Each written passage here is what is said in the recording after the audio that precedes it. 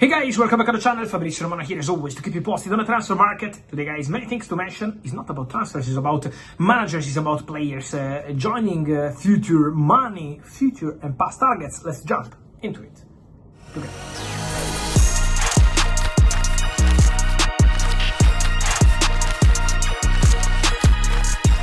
And here we are guys, always to keep you updated with the transfer market, always to give you all the news, all the latest.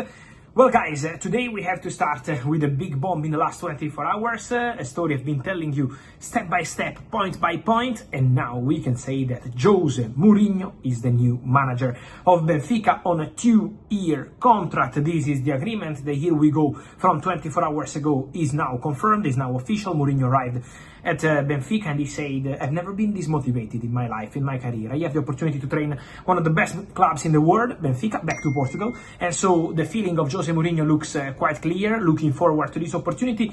Jose Mourinho, who is a former Manchester United manager, who obviously won the last European trophy for Manchester United, the Europa League, a few years ago, and for Manchester United the manager is still a topic. We know very well that the managerial situation at Manchester United is still a point of discussion after a very disappointing start to the season. Well, the update of the day guys, and I think we have to report on that and explain a bit, because obviously for Manchester United is an important thing to mention from the recent hours, is about the co-owner of Manchester United, Sir Jim Ratcliffe. Sir Jim Ratcliffe, who was at Etihad Stadium for the Manchester Derby. I did a video here on the channel a few days ago and I told you about that. Don't underestimate the presence of Sir Jim Ratcliffe, who wants to be present, who wants to be involved in these conversations, who want to be part of the process to understand what is not working, why Manchester United are performing in this level that is not Manchester United level. And so what Sir Jim Ratcliffe did today in the last hours was to fly into Carrington. So Sir Jim Ratcliffe arrived and Sir Jim Ratcliffe had several meetings. Sources at Manchester United make very clear that those meetings were planned, and all those meetings with people in the management, with people from the staff, and all these kind of meetings were already planned even before the Manchester Derby result, the 3-0 from Manchester City. But into these meetings, there was also a conversation, a direct, face-to-face conversation with Ruben Amorim.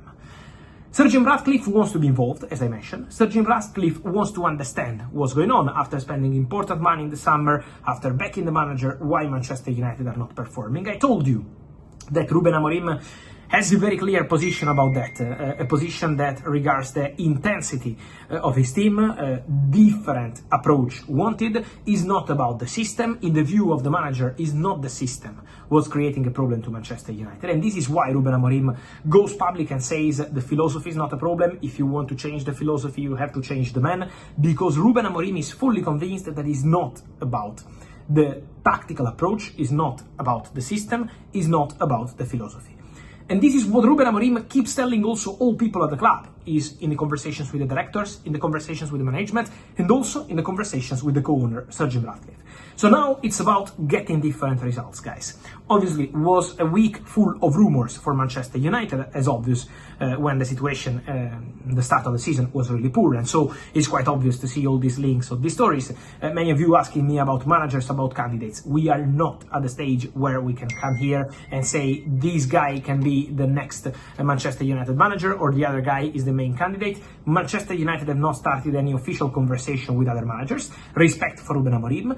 Keep working with Ruben Amorim to improve the squad, but it's also important to say, guys, on Manchester United, that obviously results are needed. They can't continue like this forever. And so Ruben Amorim is fully aware of the situation. The meeting with Sir Jim Ratcliffe was also to discuss the point of view of the manager. One thing is the press conference in public, one thing is when you talk directly to the co-owner of the club, to the most important person at the club right now. And so this is why Sir Jim Ratcliffe wanted to be involved in the conversation.